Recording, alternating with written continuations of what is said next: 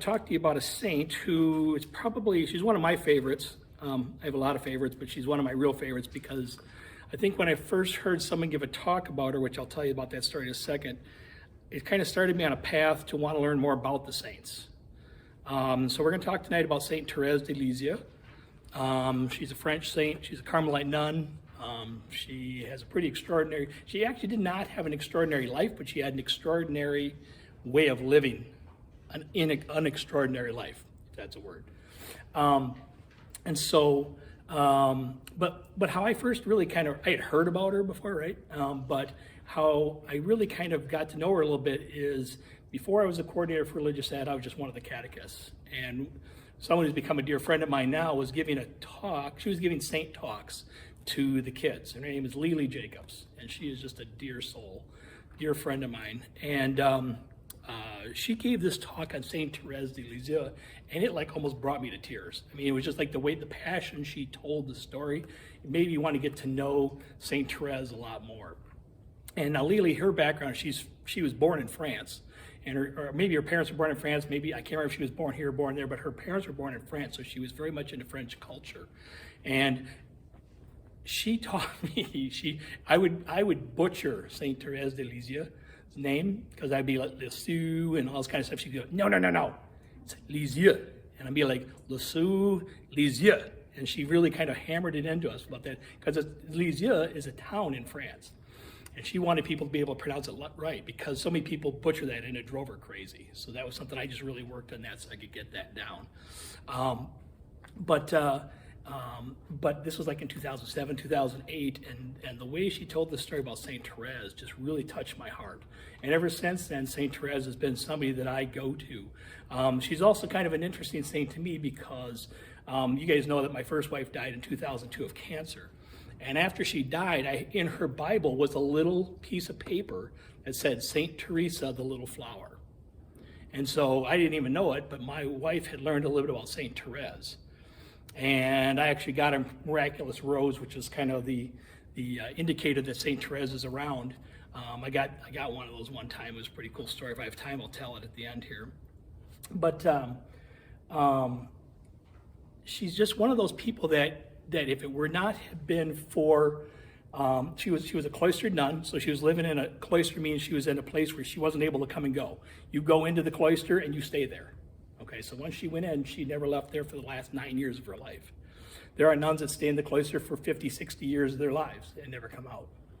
So we never would have heard about her except that her mother superior, and then also one of the other nuns who happened to be her older sister, asked her to write down her philosophy on things, because they realized that she had kind of reached a level of holiness that some nuns strive to their entire lives and never reach.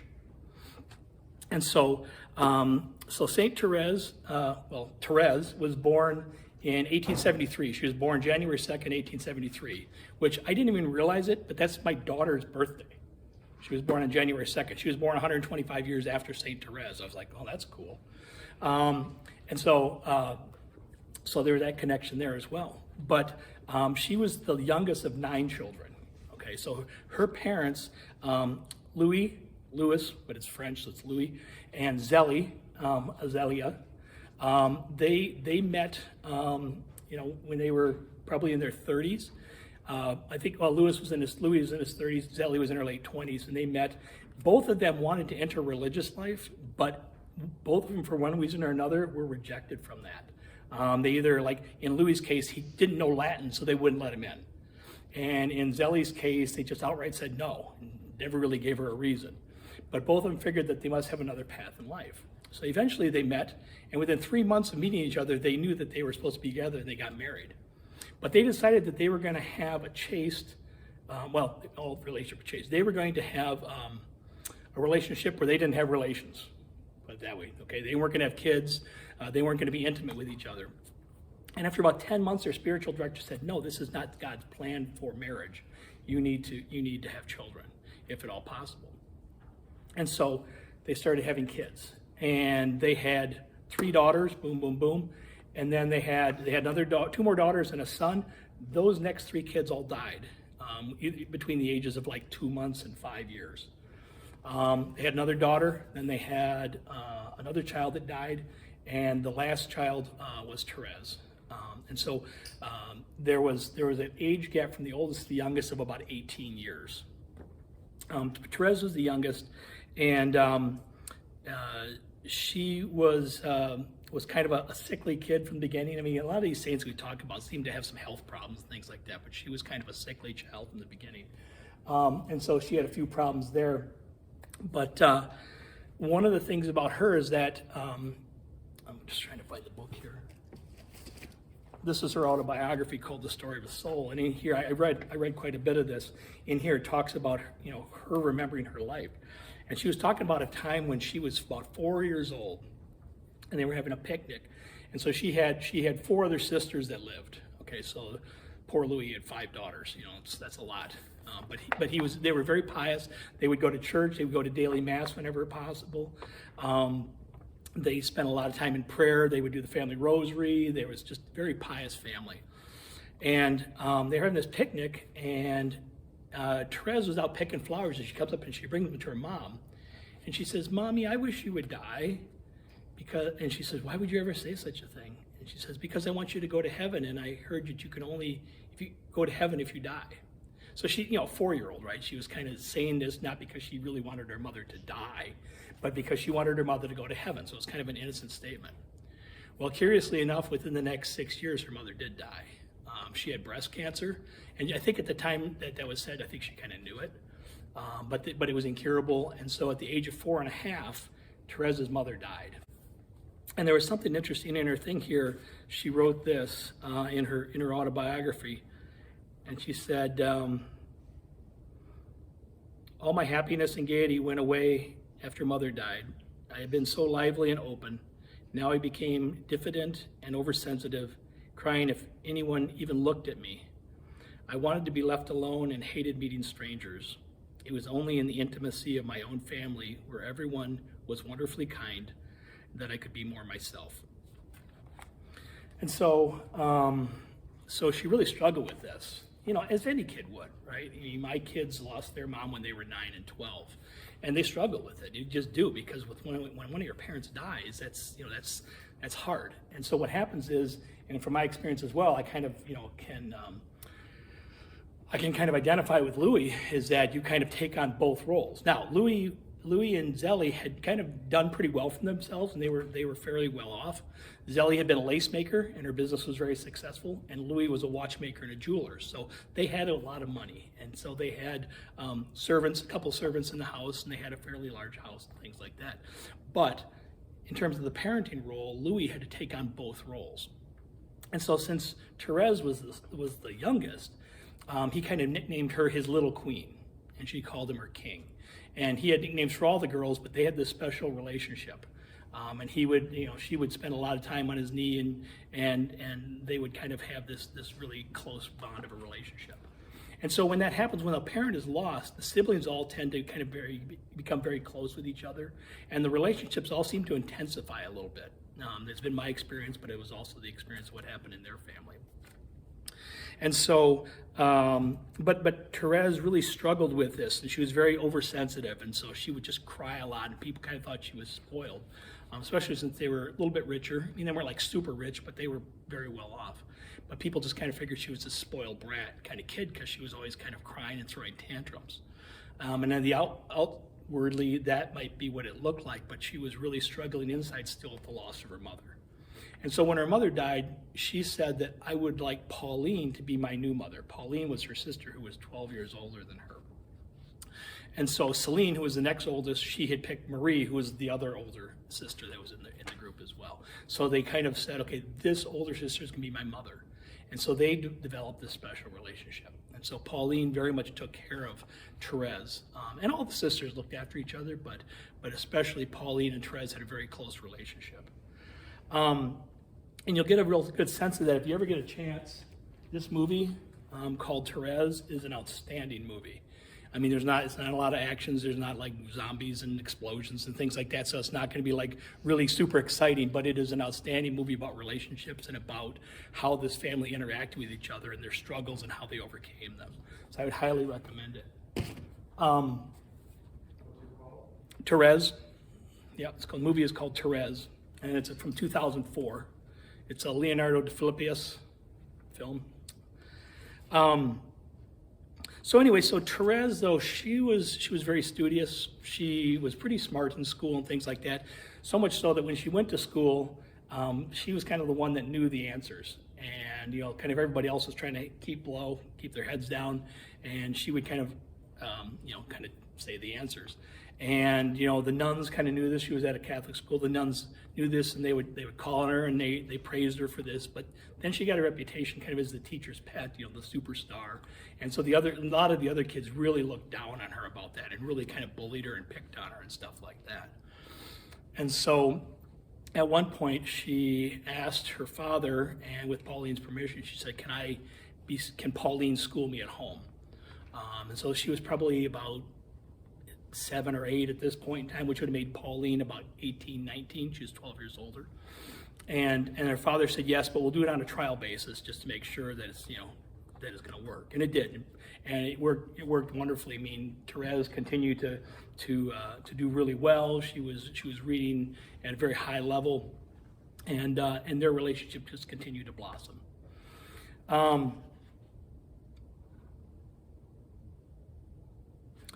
At that point then, it was pretty evident that some of the sisters had a call to religious life. And so Pauline was the second oldest, Marie was the oldest. Marie went off to try and be a nun at a convent a little ways away, but she kept coming home because she was having health problems. So she tried 2 or 3 times to get into this convent and struggled to do that. But in the meantime, Pauline knew she was called to go to become a Carmelite. They would call it going to Carmel. And there was a Carmelite monastery right there, just a few miles from their house. And so she knew she was called to do this. But she had a very difficult time telling this to Therese because she knew that Therese would be crushed because she had already lost one mom. And so she struggled with telling her, about this. And actually, Therese overheard her telling one of her sisters, they were talking about it, and she actually overheard this. And so she was kind of forced to tell her this. And so Therese was really, she was like, Pauline is dead to me because now my next mother has died as well. And so she really kind of struggled with this. So Pauline goes off to the convent. And again, it's a cloistered convent. Occasionally you can go visit, but you visit kind of behind this iron cage. It's almost like when you see these movies about people visiting people in prison. It's kind of almost like that. But it's the cloister is to keep the nuns separate from the world because their job is to pray. And so if they have too much contact with the world, they feel like it's interfering with their ability to pray. And so they are removing themselves from the world. But from time to time that they could go visit her. And one time they went and Therese saw how happy Pauline really was. And so she started to kind of work through this. But at that time, Therese started developing some headaches, and she was kind of having these fainting spells and things like this. And it got to the point where she was in a coma for almost 2 weeks. And they were just praying for her like crazy, and the doctors couldn't figure out what was wrong with her. Finally, there was one night where she just seemed to be in this delirium, and she was thrashing about and stuff like that. And so the sisters were all on the floor, kneeling on the floor praying. They brought this statue of Mary in from one of the other rooms, and they put it to bed. And they started praying to the statue of Mary to heal Therese. Well, Therese kind of, in her delirium, kind of saw this, and she started praying to Mary too. And she says that all of a sudden, Mary, the statue came to life and smiled at her. And she was suddenly cured of whatever was going on with her, and this never returned. And she was, she wrote about this in her book here too, and she says, again, they brought the statue in, and she says, I too turned to my heavenly mother, asking with all my heart for her to take pity on me now. Suddenly, the statue came to life, and Mary appeared utterly lovely, with a divine beauty I could not possibly describe. There was a wonderful sweetness and goodness about her face, and her expression was infinitely tender. But what went right to my heart was her smile. Then all my pain was gone. Silently, 2 big tears trickled down my cheeks. tears of complete and heavenly happiness. Our Lady had come to me. And so, so this kind of helped her, you know, a little bit work through this missing Pauline a little bit as well, because now she was really strongly developing this devotion to the Blessed Mother. So kind of, you know, here's a mother now who wasn't going to leave her. Okay, so she very much was praying with Mary a lot and praying a rosary and things like that, but she still, up until the point where she was like a young teenager, maybe 13 or so, she was still really struggling with kind of, you know, a lot of immaturity, right? You know, still having these crying fits, very, very much, you know, her father was still calling her his little queen, and they were kind of treating her like the baby of the family. Well, in the meantime, another one of the sisters goes off to the convent, and so it's just her and her next oldest sister, Celine, who are still at home. And it's Christmas 1886, so right before her 14th birthday. And their tradition was to go to the midnight mass. And so they go to the midnight mass and they come back. And when they would come back, they would often find their shoes filled with gifts, because in France, they would leave your shoes by the fireplace, and they would fill your gifts by the infant Jesus. It wasn't necessarily Father Christmas, but it was the infant Jesus would come and deliver gifts. Well, they came home from mass and there was no gifts in the shoes. And so Therese started becoming upset about this, and her father was like, okay, go upstairs, you know, and come back down a little bit and the gifts will be there. And as she was leaving, her father was kind of like, he was just exhausted, and he just said, oh, you know, this is going to have to be the last year of this because she's just getting too old for this. Well, she heard that, and it just crushed her. She ran upstairs, and she was getting ready to have this tantrum, but she just knelt down before the crucifix in her room, and suddenly, she describes it in an instant, this grace came over her where she left her childhood at that moment. And she went back downstairs, and the gifts were there. She opened them up as, you know, just a few gifts, and she opened them up, and she was very thoughtful, but she had already seemed to have changed. She had matured like in an instant. She had been given this grace to do that. And so from that moment on, she started a greater and greater devotion to the Blessed Mother. She also said that she had a thirst for saving souls.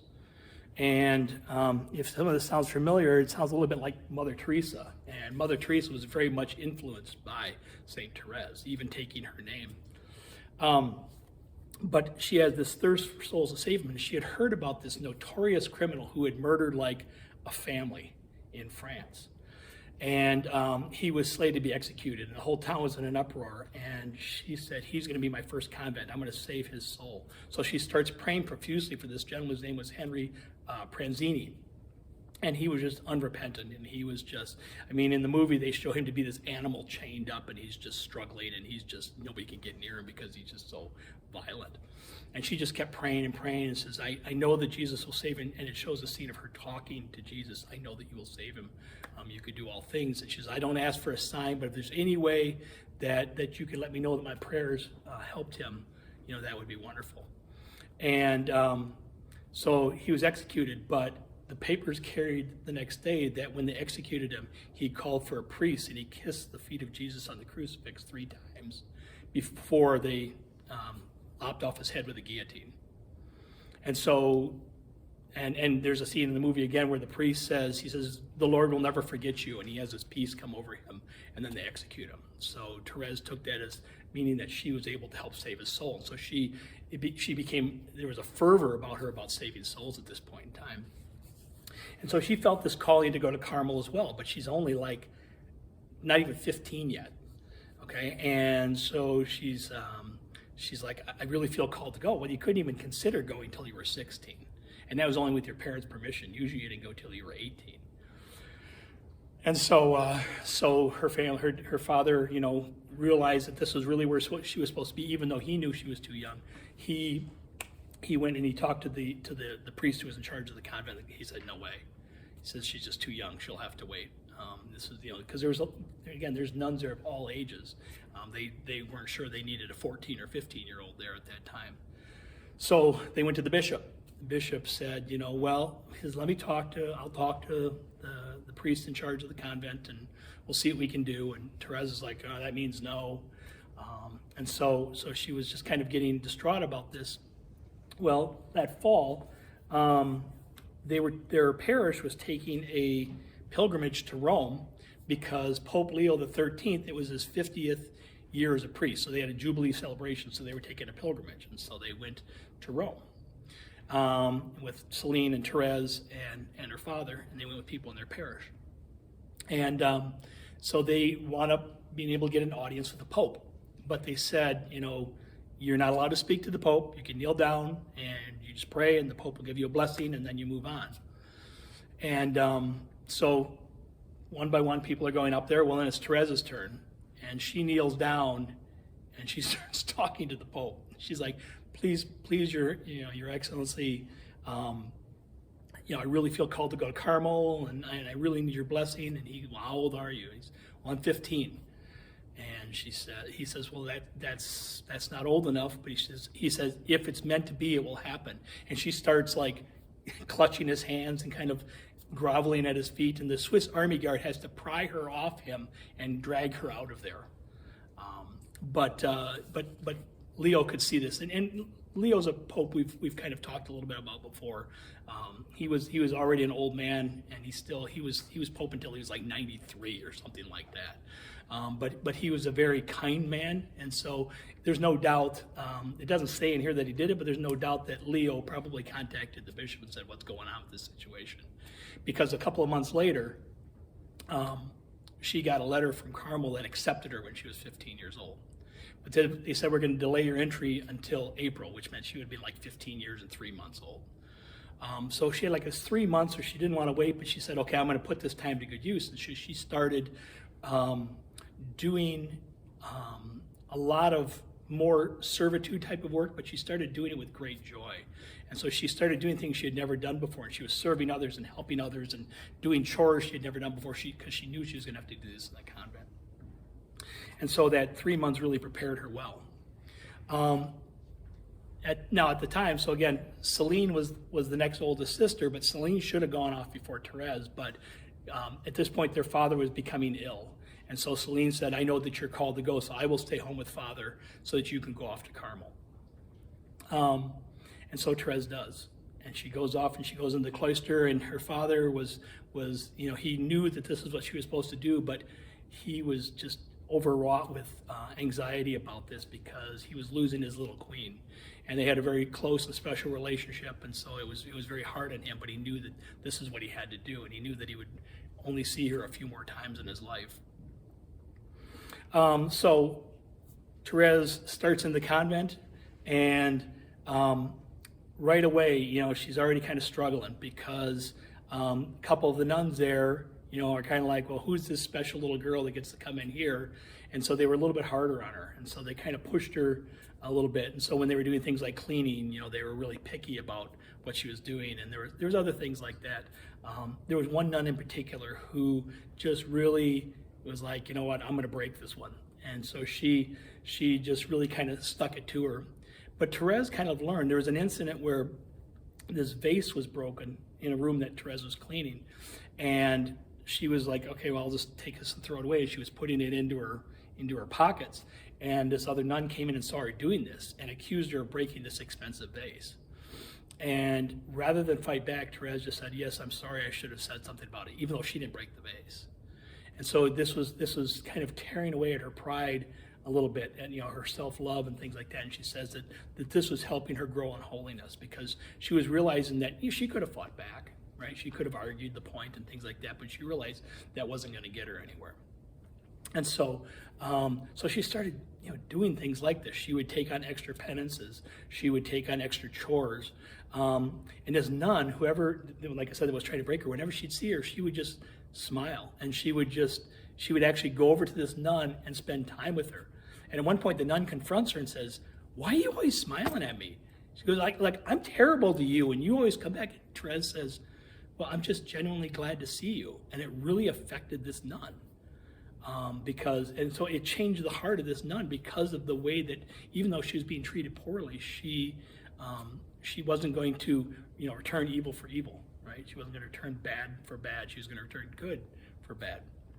And so people started seeing that there was something different about her. And I think I highlighted it. Yeah, there was this one thing in here that one of the head nuns said.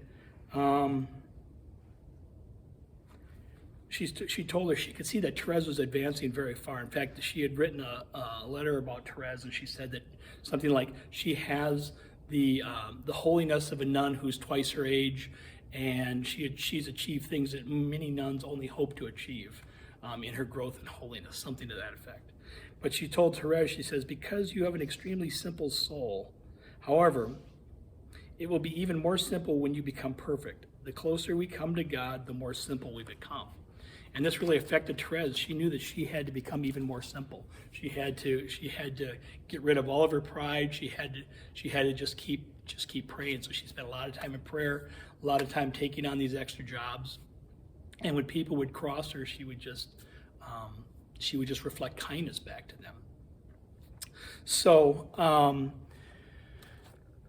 like I said, she was in the convent for, I don't know, it probably had been in the convent at this point for about 6-7 years. And suddenly she started developing a cough. And she didn't really tell anybody about it, even though people saw her coughing, they didn't think much about it. But she had the early signs of tuberculosis. In those days, there was no cure for it. And eventually, there was a story in her biography where she said that one night the lights were all out and she could feel this warmth bubble up in her throat. She didn't know what it was. She woke up in the morning and she had a mouthful of blood. And that's one of the signs when you start coughing up blood. But she had this joy about it because she knew what that meant, and she knew she was going to get to be with Jesus. And so she just kept offering that up. But eventually it got to the point where they realized what was going on. And by the time the doctor came, he says, this is an advanced case of tuberculosis. There's nothing we can do about it. And so at this point, she's only like 24 years old, right? And but by this time, the nuns had been so affected by her. Again, in the movie, there's a scene of all the nuns around her. They would come in her room and pray with her. And there was this one scene where there was this one older nun who Therese had helped. And she was kind of a crotchety old nun, but she just kept being kind to her.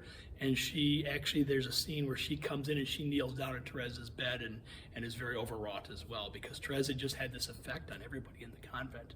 And they saw her love and her simplicity, and that's what they wanted. They knew they wanted to be around that level of holiness.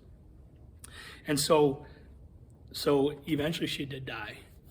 And so she, at 24 years old, she passed away. And she probably would have lived in obscurity, again, if, when they knew that she was starting to get sick, if, as she was starting to develop things, her superior had said, I need you to write down your biography. And so the first part of this book is just a lot about her growing up and her sufferings and things like that. But then later on, it starts to talk about more about her, what's called the little way. And I have something I wanted to read about that here, because this describes her little way. It's kind of, this is what she wrote about it. I will seek out a means of getting to heaven by a little way, a very short and very straight little way that is wholly new. We live in an age of inventions. Nowadays, the rich need not trouble to climb the stairs. They have lifts instead, elevators. Well, I mean to try to find a lift by which I may be raised unto God, for I am too tiny to climb the steep stairway to perfection. Thine arms then, O Jesus, are the lift which must raise me up unto heaven. To get there, I need not grow. On the contrary, I must remain little. I must become still less. And so her growth to holiness was counterintuitive to what we think. We thought, she had read like St. John of the Cross, which is like really complex theology and stuff like that, and she was really into that, and she could understand that. But there was other theology books, and she just was like, this is just very complex, and so she found a more simple way. And so she just kept becoming more and more simple. So it was almost kind of like a retrograde growth. It was like she was actually becoming younger, right? She was going back to being a child. And that verse in the Bible that says you must become like children in order to enter heaven, that was one of her signature quotes that she liked to listen to and liked to read and meditate on. And so, like I said, she had a very strong influence on a lot of saints. Once she died, her sister Pauline, who was one of the middle nuns, she took the manuscript of what Therese had written, and she did some editing to it, and then she published this story of a soul because she knew there was something here. And it wasn't to make money, but she knew that there was a key to holiness that Therese had discovered that the world needed to know. And they were just gonna use it with the Carmelites. But they found that once it got out there, that people were really latching onto this. And so by the time she was, it was only like 20 years after her death, they were already in the process of canonization. It wasn't even 20, it was probably 10 years, because it was Pope Pius X in 1910, which was 13 years after her death, opened up the cause for canonization. And in those days, you used to have to wait 50 years. And he said, no, the world needs this saint. And so they opened the cause for canonization. And by 1925, so what is that, 28 years after her death, she was already a canonized saint. And so this little way of hers was brought to the world. And there were some poems that she wrote, but this is basically most of what she wrote. And yet in 1998, I think it was, John Paul II made her a doctor of the church. Right? Usually a doctor of the church is, St. John Paul now is a doctor of the church. Usually they have just volumes of writing and lots of analysis and things like this. But this little book and about her little way is what they realized. There's so much power in what she had discovered that this made her a doctor of theology in the church, that people needed to know about this. And so she's one of 3 women saints who are doctors of the church: St. Catherine of Siena, St. Therese of Avila, who was also a Carmelite, and St. Therese. And so I would encourage you guys to get to know Therese. I do have a prayer card for you guys, and the prayer cards, no, these prayer cards aren't. I had some prayer cards that I've since gotten rid of that were third-class relics, but I'm out of those, sorry. But the get to know Therese. If you want, get a hold of a copy of Story of a Soul. It's not easy reading, but it's not hard either, right? It takes a little bit to kind of get into it. And it's written from the standpoint as if she's talking to Pauline. So she's talking about, you, my dear mother, and things like this. And she was talking to Pauline about that. But it's very interesting about how, some of these saints we do, they have tons of miracles and tons of enlightened thought and all this kind of stuff, really powerful things, and they're out there influencing people or whatever. And Therese had none of that. Like I said, she would have lived in obscurity if her sister wouldn't have published this. The world may never have known about her. And so she said, she once told, when she was near death, she told, I think she told Pauline, she says, and I'm going to spend my eternity on earth raining down a shower of roses upon the earth. And so people will say that sometimes they know when their prayers have been answered to St. Therese when a miraculous rose appears. And I've talked to people who have done that. Mine is I think St. Therese is involved, but I think we're kind of running low on time. I don't know what time we got.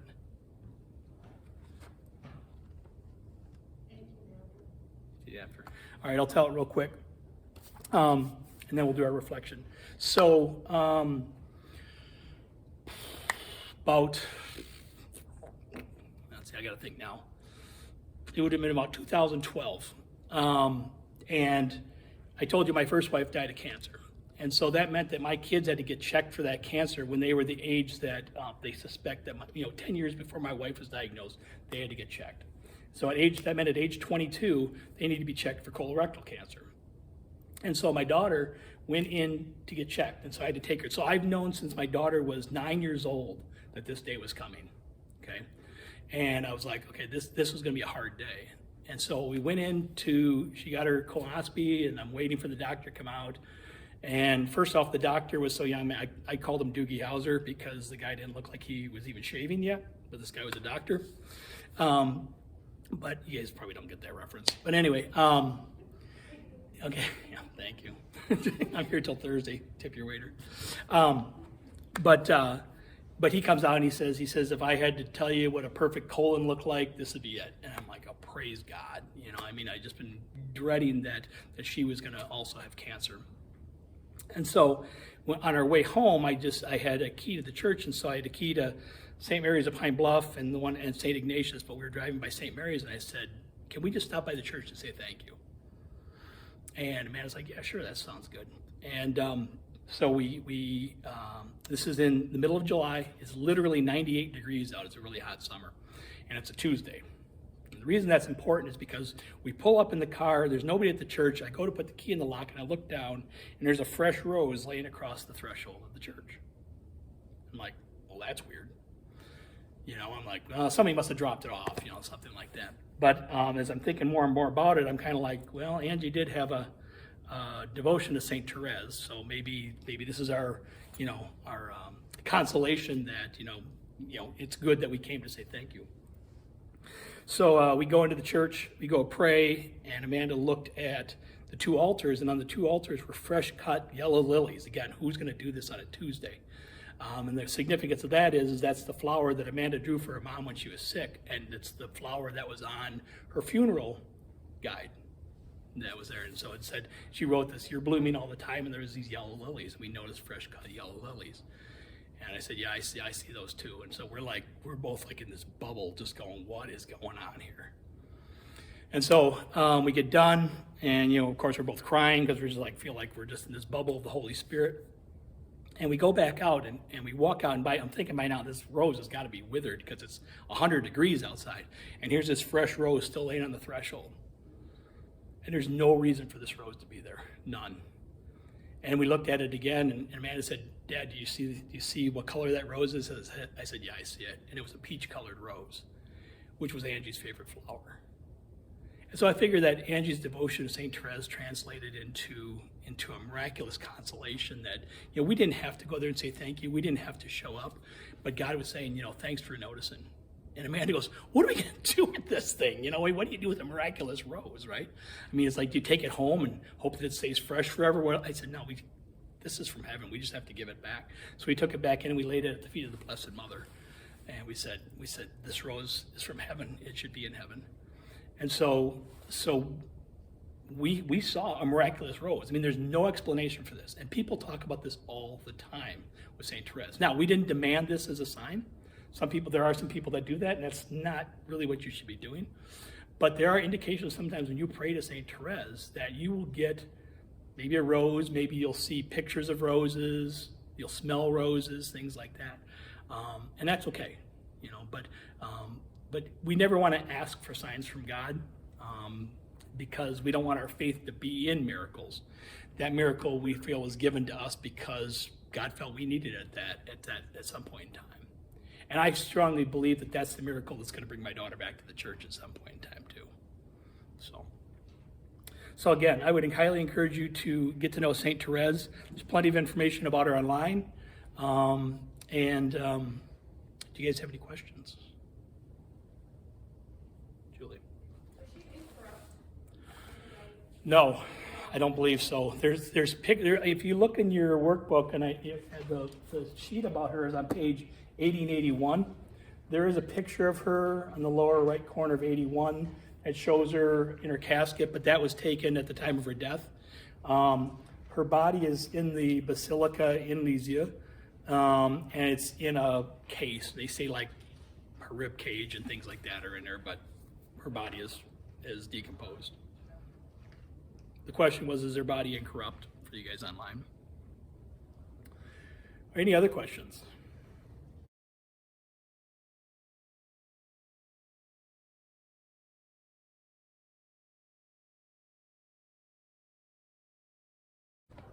So I've been encouraging you guys, if you want to turn to the next blank page or just skip a few lines from your last entry, everybody should have a pen in their journal. You can write in there today's date, which is March 3rd, 2021. And if you want to put a title to this one, it's called The Taxi Driver. So I'd encourage you guys just to listen, and then when it's over, and like I said, I'll just give you some time to reflect. And in about 7 to 10 minutes or so, we'll have music. What was the date you said again? What's what? Date? Date, March 3rd, 3/3/21, or March 3rd, 2021.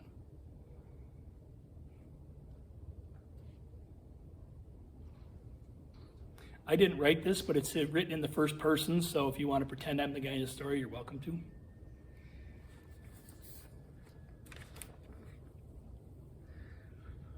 "20 years ago, I drove a cab for a living. It was a cowboy's life, a life for someone who wanted no boss. What I didn't realize was that it was also a ministry. Because I drove the night shift, my cab became a moving confessional. Passengers climbed in, sat behind me in total anonymity, and told me about their lives. I encountered people whose lives amazed me, made me laugh, and made me weep. But none touched me more than a woman I picked up late one August night. I was responding to a call from a small brick fourplex in a quiet part of town. I assumed I was being sent to pick up some partiers or someone who had just had a fight with a lover or a worker heading to an early shift at some factory in the industrial part of town. When I arrived at 2:30 a.m., the building was dark except for a single light in a ground floor window. Under these circumstances, many drivers would just honk once or twice, wait a minute, and then drive away. But I had seen too many impoverished people who depended on taxis as their only means of transportation. Unless the situation smelled of danger, I always went to the door. This passenger might be someone who needs my assistance, I reasoned to myself. So I walked to the door and knocked. "Just a minute," answered a frail, elderly voice. I could hear something being dragged across the floor. After a long pause, the door opened. A small woman in her 80s stood before me. She was wearing a print dress and a pillbox hat with a veil pinned on it, like somebody out of a 1940s movie. By her side was a small nylon suitcase. The apartment looked as if no one had lived in it for years. All the furniture was covered with sheets. There were no clocks on the walls, no knickknacks or utensils on the counters. In the corner was a cardboard box filled with photos and glassware.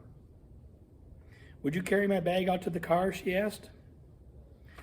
I took the suitcase to the cab, then returned to assist the woman. She took my arm and we walked slowly toward the curb. She kept thanking me for my kindness. "It's nothing," I told her. "I just try to treat my passengers the way I would want my mother treated." "Oh, you're such a good boy," she said. When we got into the cab, she gave me the address, then asked, "Could you drive through downtown?" "It's not the shortest way," I answered quickly. "Oh, I don't mind," she said. "I'm in no hurry. I'm on my way to a hospice." I looked in the rearview mirror. Her eyes were glistening. "I don't have any family left," she continued. "The doctors say I don't have very long." I quietly reached over and shut off the meter. "What route would you like me to take?" I asked. For the next 2 hours, we drove through the city. She showed me the building where she had once worked as an elevator operator. We drove through the neighborhood where she and her husband had lived when they were newlyweds. She had me pull up in front of a furniture warehouse that had once been a ballroom where she had gone dancing as a girl. Sometimes she'd ask me to slow in front of a particular building or corner and would sit staring into the darkness, saying nothing.